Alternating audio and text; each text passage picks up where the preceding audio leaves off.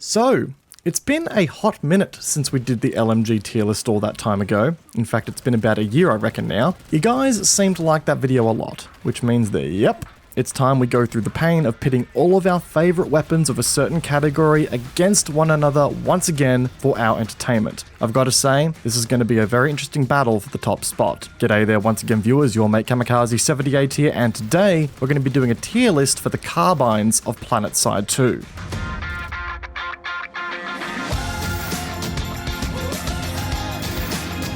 So yeah, despite the countless number of sleepless nights that I went through and the obscene amount of Photoshop work I had to do for all the infographics of that LMG tier list, it's clear that I haven't learnt my lesson and that the power is very much with you, the viewers. Oh, and I've also decided to do this just before I leave on a trip to Melbourne for PAX Australia, so I'm a true moron for doing this again. But as I said, we're back and we're doing this again. So, with our last tier list, we are going to have to build a criteria. Because, as we already know, the Planetside 2 ecosystem of weapons are all side grades of one another. One weapon will come with benefits at the cost of others. So that makes the weapons out of the gate very difficult to compare, but it also means that I'm going to be shitting on some of your favourite weapons in the game. So, by establishing this criteria, it gives the list some context and gives you guys an understanding as to why certain decisions have been made. The criteria for the list is as per follows. Number 1, this is specific to live server play. I know that there are certain weapons on this list that might place higher or lower in competitive Jaeger environments, but to keep this list clear and concise, I'm basing this entirely off of the experience that the live environment provides. Number 2, the cost to benefit ratio. How much does a weapon cost to unlock and get into with the attachment system versus its reward? A pretty simple consideration if you ask me. Number 3, how many scenarios can this weapon be applied to? Does it have a niche, or is it something that's going to underperform in a range of engagement that is common within the ecosystem of Planetside 2 and requires you to put a lot of extra work in to make it viable? And of course, number 4, raw power application. Quite simply, how powerful is the weapon when it performs at its best? What's its skill ceiling like, and how far can the weapon progress with you as a player as you get better? Long and short of it, if you see a certain weapon of yours that you love low on this list, don't take it to heart. It's just how the weapon ranks within the set criteria that we've established for this tier list. Much like last time, we'll be going through all of the weapons, giving them a quick overview as to why they are listed where they are, with a snapshot of their key statistics for any of my mathematics addicts out there, located on the left of your screen. So, without further ado, let's get started. And yep, you bet it, we are starting off at the bottom of the rung here, the E tier. It's quite simple. These are the weapons that are simply lacking anything meaningful, or anything that just gives them much of an offering over other options that exist in the armory. Their selling points become less and less meaningful as you begin to become a better player, seeing their return on investment diminish fast, and really fast for that matter. In E tier, we've only got 2 carbines representing today, the T5 AMC and the CB200. And we're going to kick things off with the T5 AMC here today, which in its defense has to be one of the most level-headed, cool, calm and collected carbines to have ever graced Araxis. Sort of reminds me of that one friend who never gets in the thick of drama and is just there to be a supportive fellow in a time of need. Here's the problem. This is a war zone, not a therapy session. While the weapon does bring about a stable as hell firing platform, the extent of its return on investment dwindles as soon as you learn the basics of controlling recoil and lifting off of the trigger every once in a while. With the CB200 here, while it's the only 167 damage model carbine available to the NSO, and for that brings something unique to the table, it really does sacrifice quite a lot, sporting a highly unattractive rate of fire for this damage model with a smaller magazine size against other comparable options. It's just a weapon that feels like it takes one too many hits to justify having such a damage model. Against all other 167 damage model carbines in the game, it just feels uninspired, sadly. And hey guys, that's the E tier there. Very short and very sweet with only 2 weapons that are sitting down here at the bottom of the barrel. That bodes good news for the rest of the weapon category here, it has to be said. But with E tier behind us, it's time we get into D tier. These are the weapons that bring some unique perks or capabilities to the battlefield, whether that be on their own volition or via attachment options, but still just lack the overall wow factor to make them solid picks in the long run. And in the D tier, you're going to see a bit of a common theme here. We've got the NC2 GOS Compact, the Track 5S, and the Prominence VE4. Now, the more observant of you here will have picked up on the aforementioned theme here. They are all the S variants of the default carbines for the NC, TR, and VS respectively. The NC2 Gauss Compact, once the Gauss Compact S, is a variant of the AF-19 Mercenary that sacrifices some raw firepower for the benefit of having slightly more diverse attachment selection available to it. Namely, the underbarrel grenade launchers are the star of the show here, which adds a unique utility to the weapon and all other weapons in this tier that others simply don't have access to. Here's the thing though, while it is fun jamming a grenade launcher on this carbine and turning a hallway into a toaster oven with high explosive, it doesn't make up for the myriad of other ways in which the weapon gets slashed. There's no other reason to run the weapon when compared against the rest of the arsenal, except for running a grenade launcher, and unfortunately the same applies to the other two weapons in the tier respectively. The Track 5S in particular loses out on a pretty stupid amount of rate of fire which guts the weapon's DPS, while retaining a pretty bleh recoil pattern and some incredibly tedious reload times. When you aren't killing targets quickly but are then forced to deal with these sorts of reload times, it spells trouble. And all once again, if I might add, for the benefit of extra utility that comes from the additional attachment options. All well and good until said utility is no longer required and you're forced to defend yourself in a 1v1. And then the prominence. Oh boy. The Solstice, which is soon next up on the chopping block, is already a carbine that emphasizes ease of use and accuracy above all else, slowing the rate of fire down even more in light of this and creating an even more adaptable platform is the definition of if it ain't broke, don't fix it, which is exactly what's happening here. At least on the VS side of things, we do retain an incredibly snappy reload time, so that's a bit of a plus there to make up for the lacking damage output. And yeah, with that, D tier basically turned out to be a barrier between the really painfully average weapons that were in E tier, and then the utility weapons whose underbarrel grenade launchers solely kept them out of being in that E tier as well. But anyways, the D tier is behind us, so let's move on to the middle sibling of the Planetside 2 Carbine armory, the C tier. These are the weapons that are content with mediocrity, but not necessarily in a bad way. Are they anything special? Not quite, but they get the job done in their own way and are just happy swooping in under the radar and being comfy. In C tier, we have the Razor GD23, the Solstice Burst, the Track 5 Burst, the NS11C, the Solstice VE3, and the MGR C1 Charger. Now, I have to admit that this did hurt me a little putting the Razor GD23 in C tier. This little old number was the first ever carbine that I ever bought in the game way back when with my hard-earned certs, and it was a trusty as hell companion for the longest time. And to this day, I'll still whip out this little number if I really feel like just turning off my brain and letting the weapon do all of the thinking for me. It has one of the best recoil patterns in the NC Carbine range, but it does lose out on a raw DPS with its lighter rate of fire. Despite sharing a role similar to that of the T5 AMC, it carries a stronger presence on the battlefield thanks to a much more potent damage per bullet, which makes the weapon more viable at longer ranges where this lighter recoil is better put to use. A very trusty carbine whose benefits also serve as limitations. The Solstice VE3 represents our first default weapon on the list here today, and it lands here as probably the easiest default carbine to just pick up and use in the game out of the gate. In fact, probably one of the easiest weapons full stop in the game. But in doing that, it's very much a weapon that you'll outpace quickly as you become a better player. A lacking raw damage output but a very tight recoil pattern sees to that. It's very much the quote-unquote proud father figure weapon of the VS armory. The weapon that gets you started on your journey through life and then walks you down the aisle to the next chapter of your life with a single tear running down its cheek. And for that, we all thank it. The Solstice Burst takes the trusty Solstice VE3 platform and proceeds to make it a burst-only platform. Now, while yes, that recoil pattern is something that many could only ever dream to obtain, the Solstice Burst's forced 3-round burst mode kinda places it in a strange realm of ambiguous obscurity. Sure, it's a burst mode that theoretically offers more accuracy over range, but the nature of a quote 3-round burst kinda adds an extra round to the burst that limits the range a little bit here, which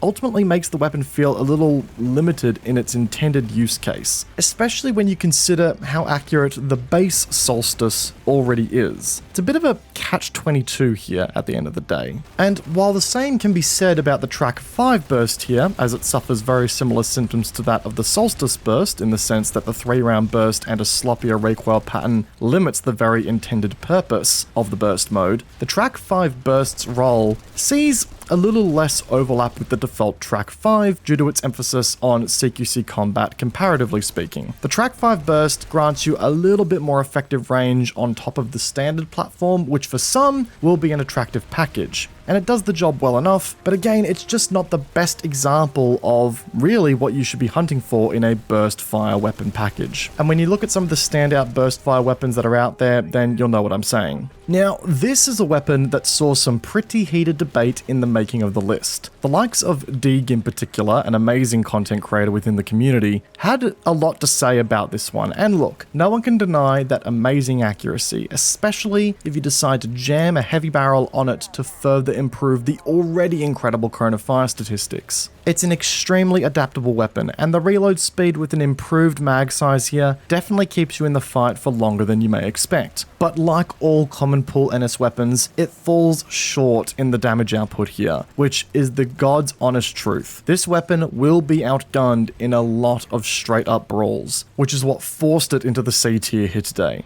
But it's an honorable mention nonetheless. Alright, and then we've got this little bundle of tricks here. The Charger is well and truly Frankenstein's monster of the Planetside universe, probably one of the weapons that has seen the most amount of balance passes as of late. This weapon will fire its first 7 rounds of every magazine size at an increased fire rate, before reeling back down in speed for the rest of the magazine, and you need to reload the weapon to re-trigger that benefit. It's a unique spin on a standard design, and its rebalancing over the years has moved it from the D tier to the C tier today, but its design still effectively limits you to 1 kill per mag for the optimum results. And with a longer than average reload time comparatively speaking, that's tough to work around. As a result, it's still unable to release itself from the shackles of mediocrity, but is a far improvement from where it used to be. And with that, gang, we are starting to really make some progress here. C tier is behind us, which means it's time we move on to good old B tier. And things start to get a bit more competitive on this side of town. Here, weapons start to sport pretty effective niches that allow them to clamber their way close to the spotlight, but they are like a perfectly wrapped Christmas present that is just missing the bow on top to complete the picture. It's not the end of the world, but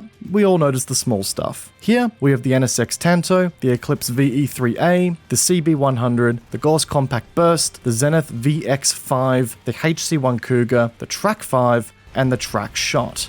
And kicking off this heavily stacked B tier is the NSX Tanto. And this is a weapon that I was never expecting to see above C tier in this list originally. Originally, D tier is where this weapon sat, and shit, prior to a certain little arsenal update, the community fought tooth and nail to put this weapon into C tier against my best wishes. But since that arsenal update, and the introduction of the short barrel attachment to the weapon, the Tanto received a pretty significant indirect buff to its primary shtick, that being its near perfect hipfire accuracy. And as a result, the weapon has dragged itself out from the grave like a fucking zombie into my good books here. It's a really fun change in pace that lets you do some pretty stupid high-octane light assault stuff. And I will not deny to having the dumbest giggle sometimes when I whip this weapon out and just pull some dumb shenanigans with it. Now, the Eclipse VE3A is the first directive weapon on the list here to make an appearance, and it holds the spot in B tier above its default compadre because, well, the heat mechanic here is nice to have. That's really it, to be honest. The Eclipse takes the Solstice VE3 platform and just adds a little extra spice to the recipe with the addition of the new utility underbarrel launcher options, a free integrated laser sight, and the heat mechanic. While it is just a shiny Solstice VE3 and it brings all of the problems that we just talked about from that weapon, the heat mechanic allows you to be a little less restricted by ammunition consumption, and you can avoid reloading the weapon altogether, which is nice as well. The extra freedom on offer here definitely bumps the weapon up a smidge and into a new tier altogether. The CB100, the new weapon that all newly manufactured toasters are welcome to the front lines with. Honestly, this weapon is just a sturdy workhorse that performs extremely well in a ton of scenarios that you throw at it. It's like that one employee that just seems content at working the manager's job for a grunt salary, and I respect the weapon for doing that. It just lacks the oomph or the presence to get it across the line to that manager's position, or in this case to the A tier,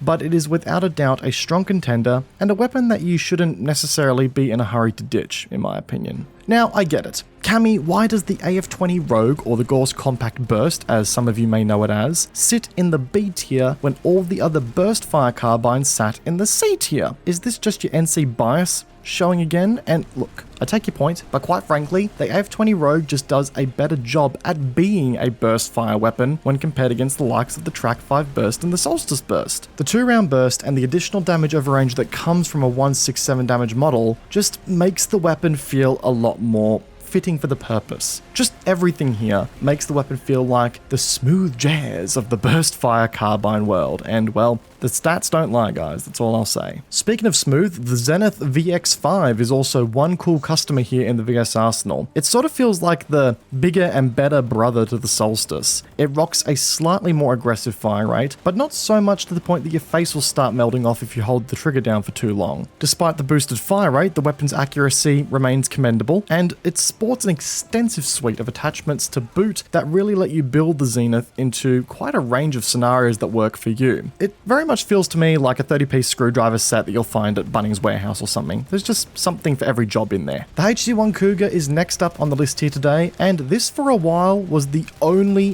167 damage model carbine available to the TR. Does it still hold up today? Well, sorta. The Cougar is the black sheep of the carbine world for the TR. It steps away from the batshit crazy ducker focus that you'll fire everywhere else, and instead focuses on more of a quality over quantity approach. Victory by volume of fire means nothing, according to this weapon, and it does that very well. But in saying that, I feel like the weapon has also been a victim of power creep over the years with the introduction of a very certain weapon. We'll touch back on that shortly. The Track 5 here makes an entrance at the B tier as the TR's default carbine, and in all honesty, it's just an all-round solid contender, rocking a damage model that is comparable to that of some of the best LMGs in the game, while rocking the benefits of the carbine hipfire characteristics. That's nothing to scoff at. So why is it not higher on the list? Well, there's a certain other TR carbine that just takes everything that the Track 5 does, but only does it a little bit better. It's really been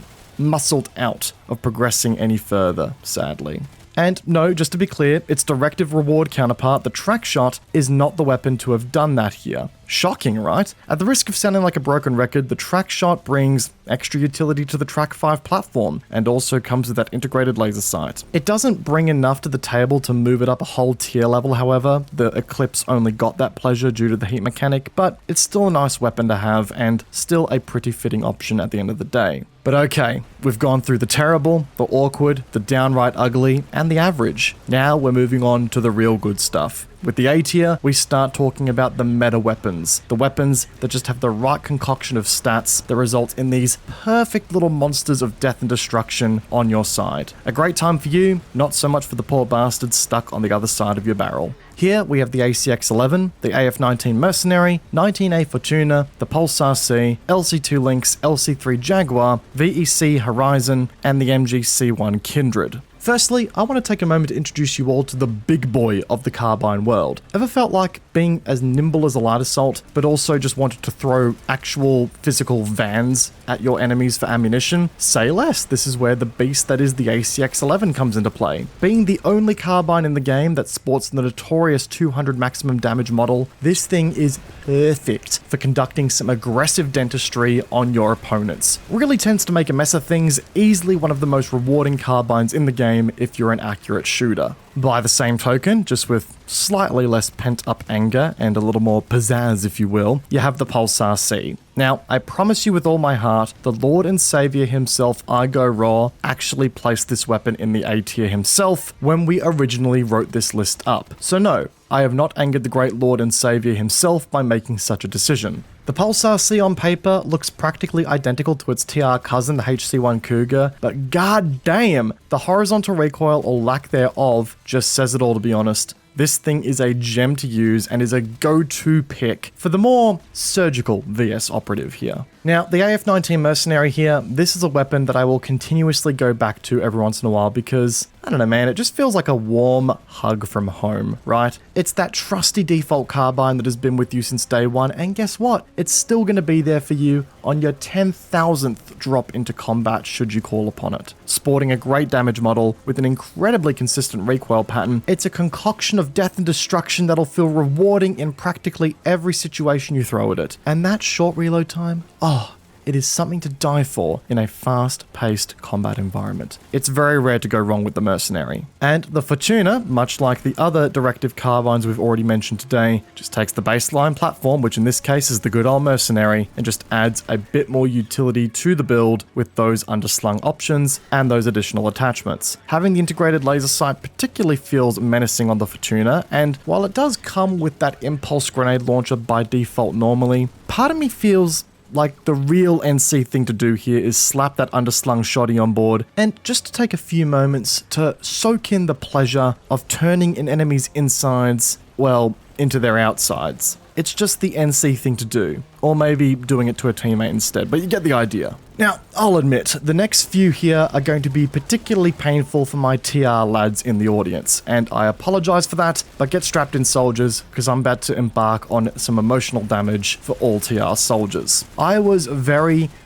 close to putting the LC2 links into the S tier here today, I promise, but I just couldn't do it. While the LC2 link sports literally the fastest fire rate of any primary weapon in the game, clocking in at Muck Holy Jesus, which is officially measured at 909 rounds per minute, the weapon does sacrifice damage per bullet to let this happen, which does a couple of things for the gun. For one, it makes the bullet economy per mag a lot worse, which worsens your flexibility in engaging multiple targets per magazine if required. And if you do need to engage a couple of blokes and go through the whole mag in the process, the whopping long reload time is there and waiting for you like a human-sized mousetrap. It ain't fun. What is fun though is just reducing an opponent to a liquid mass via this insane fire rate, which is why the gun still gets an A tier placement. The LC3 Jaguar, wait, the other CQC meta carbine for the TR is in A tier as well? What the hell's going on here? Yeah, look, I'm sorry fellas, but while the LC3 Jaguar does bring about a beautiful and symphonic 143/750 RPM fire rate model, an exceptional hipfire accuracy, and that oh so glorious 0.75 times ADS movement multiplier that just makes you feel like you're gliding all the time,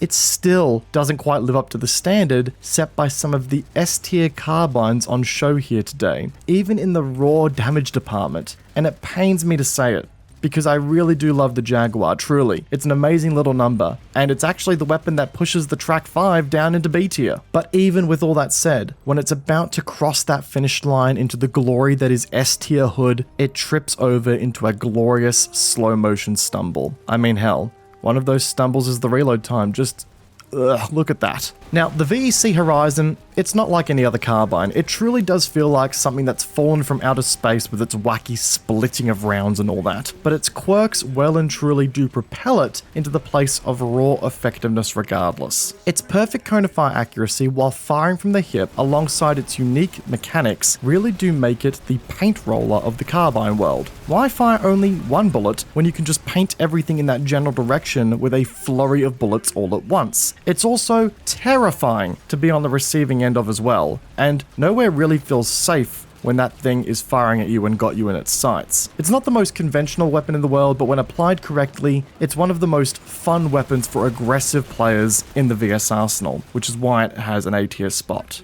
Now next up here we've got the MG C1 Kindred. Whoa, Cammy, are you suggesting that there's not a single TR carbine classifying for the S tier in this video? Well, my friends, I hate to break it to you, but that is exactly what is happening here. And bring on the dislikes. But no, I want to go on the record here by saying that the MG C1 Kindred switched between the two on multiple occasions for me. It really did. This weapon for me is borderline S tier. If you get the trigger holds with this weapon into the correct rhythm, I do believe that the weapon sports the most effective rate of fire for a 167 damage model in the game. It's one of the most aggressive flurry of middle fingers you can send a bloke downrange in the TR arsenal, and in the game for that matter. And the accuracy does it wonders as well. But as I ping-ponged my way through the internal commentary as to whether I should put this gun in S tier or not, I felt like I would have been doing it solely out of pity above merit. especially when compared against the other S tier winners in the game. So unfortunately this weapon sits in A tier, but know that it was a very close call, and it is well and truly an honorary S tier weapon at the very least. This weapon is the top of A tier, and I tell you what, it is just smooching the bottom of S tier oh so carefully. But alright,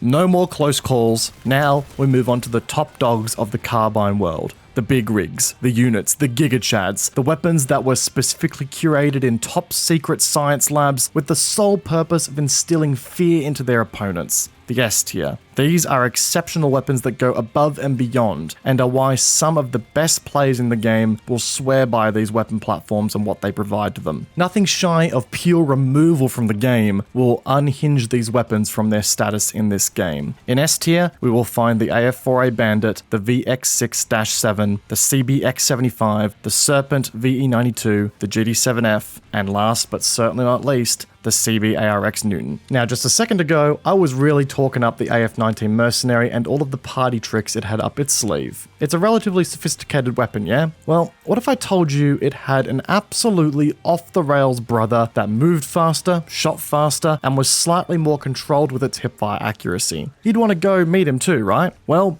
here he is, and I have to say the AF4A Bandit is really something you want on your good side. Sure, you might lose a little bit of damage over range, and the recoil pattern is slightly sloppier, but the benefits that come from this aggressive platform allows you to push the limits just that little bit more. The Bandit is truly an unhinged monster, and as you continue pushing the limits of what you can do, the weapon is right there with you. But say you're also a VS player and you want to enjoy the prospect of, oh I don't know, never aiming down sights. Well, the VX6-7 is here to answer those prayers. With a hipfire accuracy that can only be described as sus when paired with a laser sight, and a beautiful 143/800 RPM damage and fire rate combo, it's a weapon that really lets you get away with situations that you really just shouldn't be able to. And for a CQC orientated carbine, that reload speed is something that many weapons would only ever dream of obtaining as well, giving you a lot of flexibility to quickly dip in and out of combat, a true standout. And for my next trick, for my NSO friends, I bring you the VX6-7, but grey. I'd like to say I'm kidding, but generally speaking, these two weapons follow the exact same archetype as one another. The CBX75 sports the same damage model, same rate of fire, and same hipfire, and while it may lose 5 rounds per mag, it wins back points aplenty with a 15 meter maximum damage model, an even better long reload time to compensate for the shorter mag size, and a much better damage over range. This makes the CBX75 even more powerful in the hands of shooters who know what they're doing and how to stretch a weapon's effective range a little further. And noting the recoil pattern, that's very possible to do here.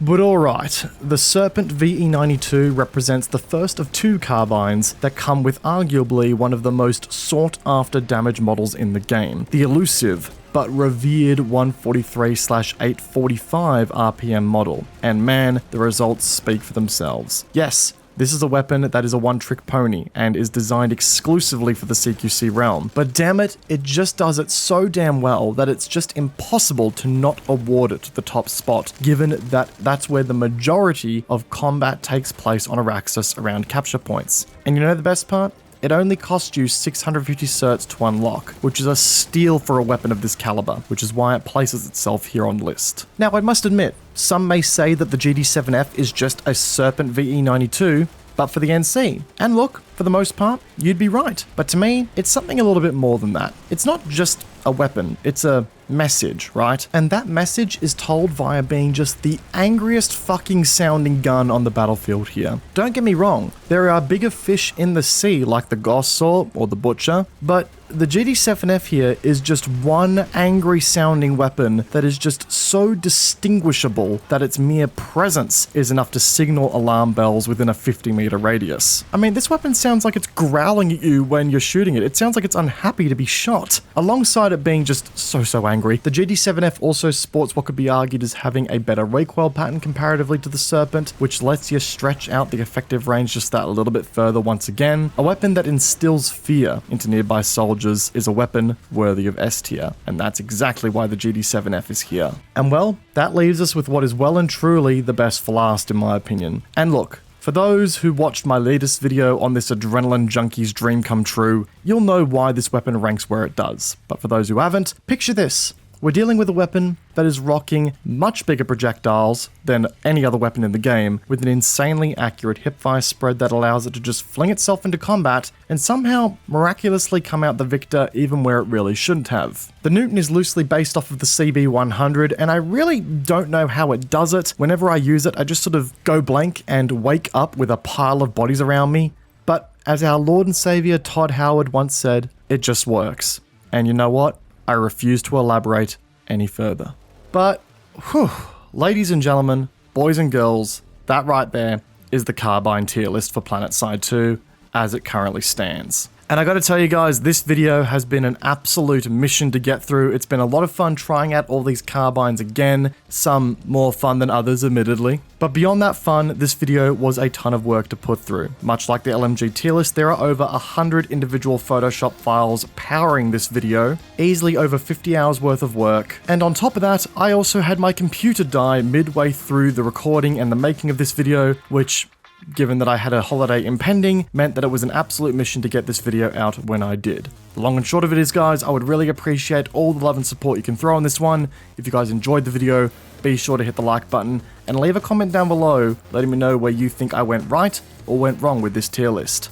Let's get the conversation going down there, guys. If you really enjoyed the content and you're new here today, be sure to hit that subscribe button, as it does go a long way to supporting the channel. And as always, I would recommend following my social media links, especially considering a lot of PAX Oz and other content is on its way to those links very shortly. Once again, guys, I hope you enjoyed today's video. Peace out, and I will see you guys all in the next one. Take care, guys. Have a good one.